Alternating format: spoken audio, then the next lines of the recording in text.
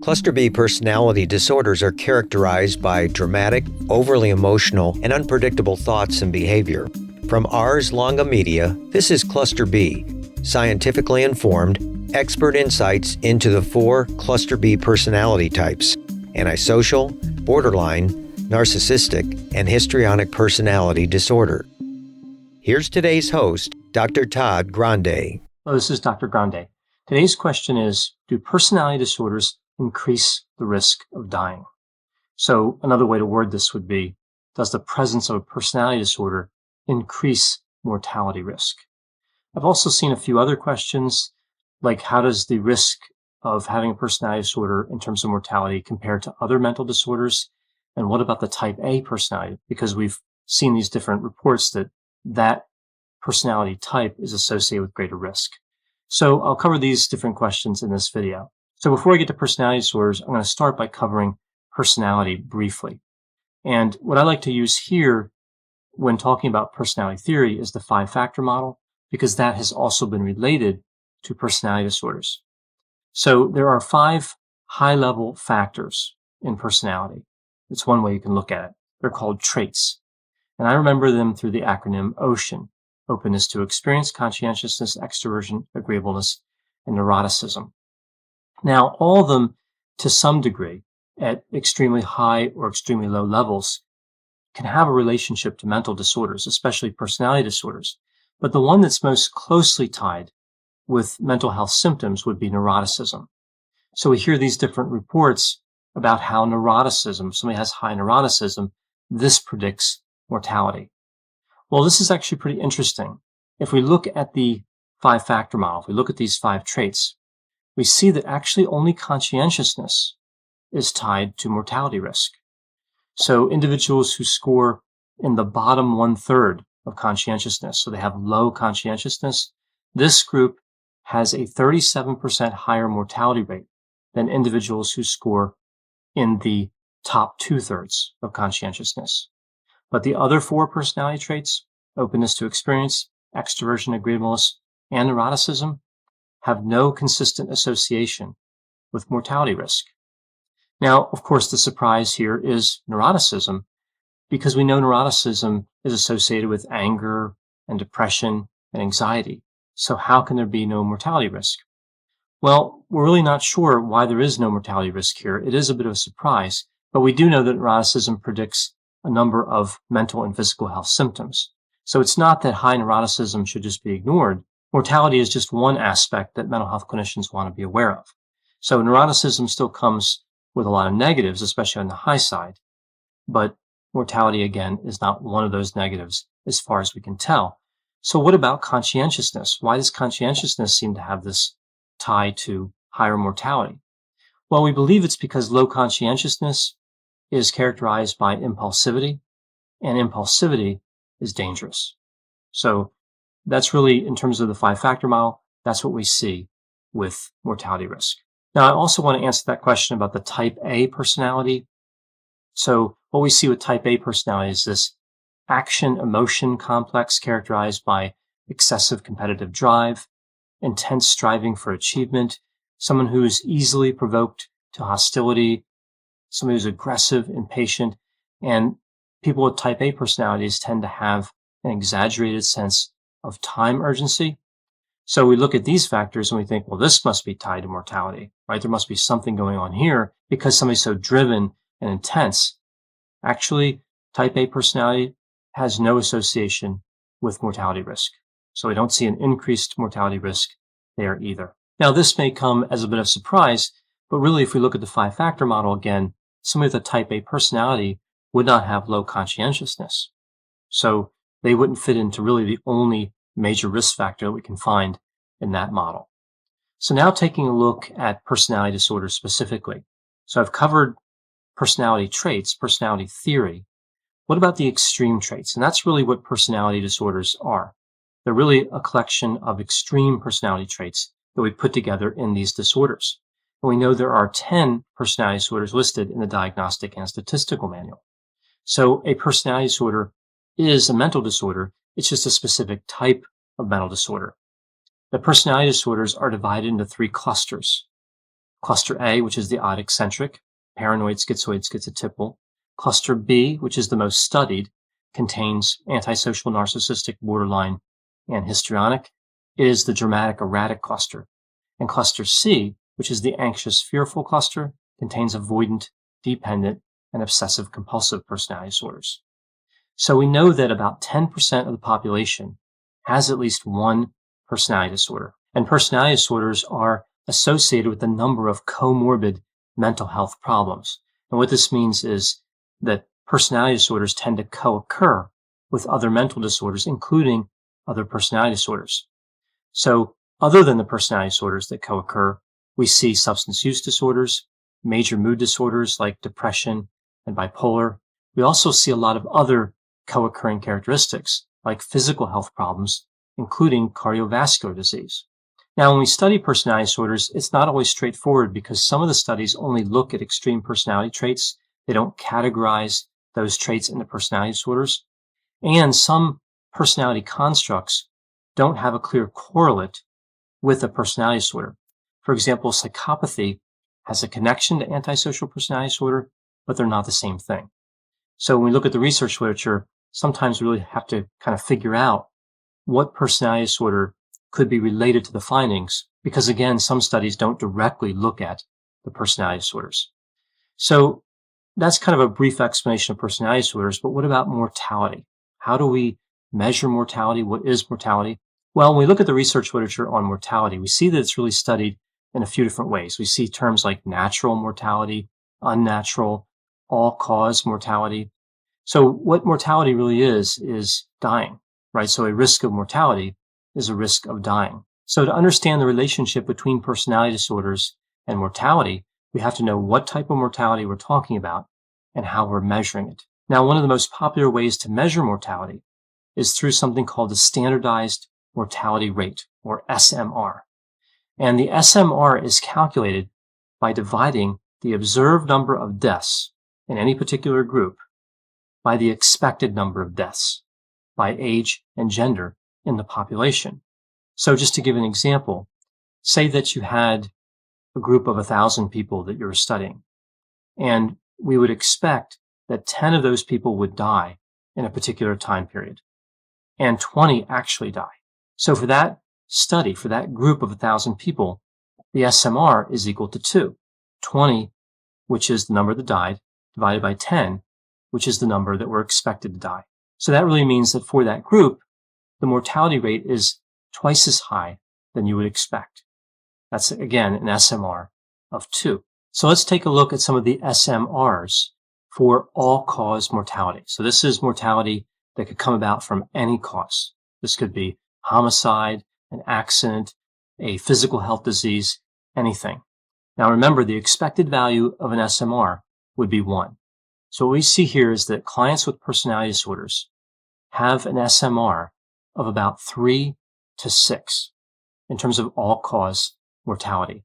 So that's 3 to 6 times higher than we would expect to see in the general population.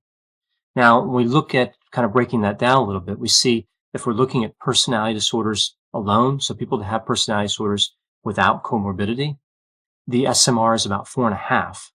When we look at personality disorders comorbid with other mental disorders, but excluding substance use disorders, because they are particularly dangerous in terms of mortality, we see an SMR of 7.5.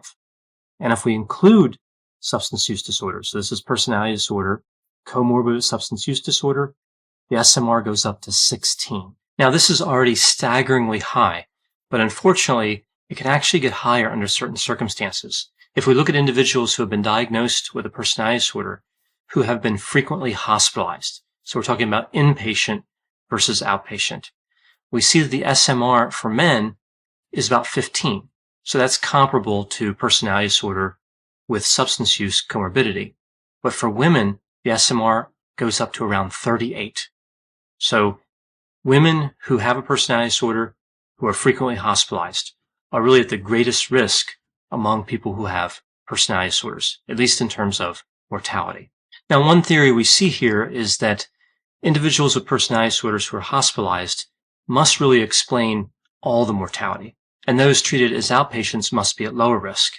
But what we actually see here is that there's excess mortality observed for clients diagnosed with personality disorders in both inpatient and outpatient settings, although the mortality risk is substantially higher for those that require hospitalization. But still, it's not just the data from hospitalizations that drive the mortality rate higher. So we have to be aware that all people with personality disorders carry an increased risk, regardless of what type of treatment they're receiving, like inpatient again versus outpatient. So there I was talking about all-cause mortality. But what if we look at certain causes? Now, one of the most common causes to look at when talking about personality disorders in terms of mortality is suicide. And when the personality disorders are evaluated independently, we see that several personality disorder dimensions kind of emerge as a risk factor for attempting. Now, among these personality disorder dimensions, we see paranoid, antisocial, borderline, histrionic, and dependent personality disorders. So we see 1 represented from cluster A, 3 from cluster B, and 1 represented from cluster C. Now, we know that about 10% of individuals with borderline personality disorder will at some point end their life. It's a tragic statistic. And unfortunately, we see higher rates in studies that have a longer follow-up period. So borderline personality disorder really stands out in terms of mortality risk. We also see with borderline personality disorder that 60 to 70% of the individuals who have the disorder will make an attempt during the course of the illness.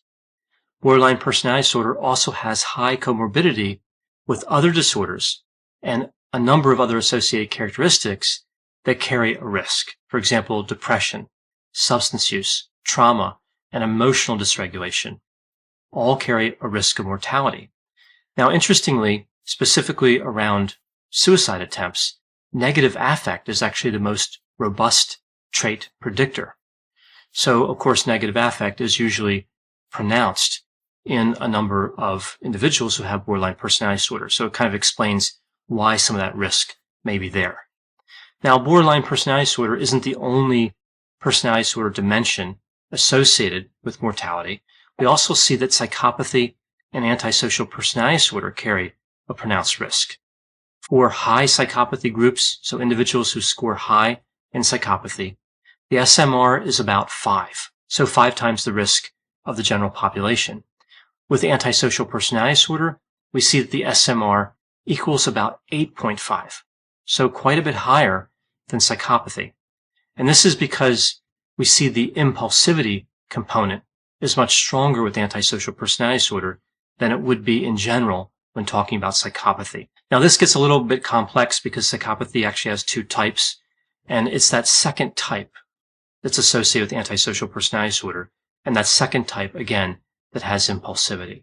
So that explains really why psychopathy appears different than antisocial personality disorder when we talk about standardized mortality risk. What we see with psychopathy and antisocial personality disorder in terms of deaths is that they're caused by a number of factors, including accidents, homicides. We know that intoxication plays a role in many of the deaths. And we also see that several characteristics of psychopathy contribute to increased mortality. I mentioned impulsivity, but we also see novelty seeking, which is related to impulsivity, and a need for stimulation, so sensation seeking, which again is also part of that second factor of psychopathy that's related to antisocial personality disorder. So I talked about personality disorders and some different SMR figures, but what about personality disorders compared to other mental disorders? Do personality disorders carry a greater risk? Are people with personality disorders at less of a risk? Well, what we see here when we compare is that there are some differences. If we look at schizophrenia, for example, the SMR with schizophrenia is around 2.5. So if we look at like cluster B personality disorders like borderline and antisocial personality disorders, the SMR is thought to be higher, of course. Bipolar disorder has an SMR of 2. So again, personality disorders are generally higher. Now, if we want to compare these SMRs to something that we would see from like the world of physical health, we see that the SMR for heavy smoking, which we know is quite dangerous, that SMR is 2.5. So it's comparable to schizophrenia or bipolar disorder, but much lower than what we see for borderline personality disorder and antisocial personality disorder. So this really just puts this whole situation in terms of mortality and personality disorders into context. Again, heavy smoking, we know that's dangerous. And somehow personality disorders tend to carry a higher mortality risk. There's a few things to remember here, though. It's not all personality disorders. Some personality disorders, again, have fairly low SMRs. It seems that most of the risk is kind of contained to the cluster B personality disorders. And on top of this, treatment of these personality disorders can reduce the mortality risk by quite a bit. Now, the treatment success levels with cluster B personality disorders are highly dependent on the individual, highly dependent on what type of treatment they receive. There's a lot of different factors. We do know, in general, though, that cluster B personality pathology tends to lessen over time. So somebody receives treatment, and then we combine that with the lessening of the symptom severity over time, we can see a reduction in mortality risk. So it's not really all bad news. I wouldn't want anybody to see this and think, well, look, these numbers are staggering and there's really no hope. That's not the case. There is a lot of hope. We just have to recognize that there are real risks associated with personality disorders and take them seriously from a treatment perspective. Meaning if somebody has a personality disorder, it's important they get into treatment. And if somebody's in the mental health treatment community, again, from a clinical point of view, we need to look at these disorders and treat them with our best efforts and treat them with methods that are empirically based. For more content like this, check out Healthy Toxic, another podcast from Ars Longa Media, all about what makes or breaks relationships, including issues related to narcissism, narcissistic abuse, and how personality disorders affect relationships. Ars Longa Vita Brevis. Learn more at arslonga.media.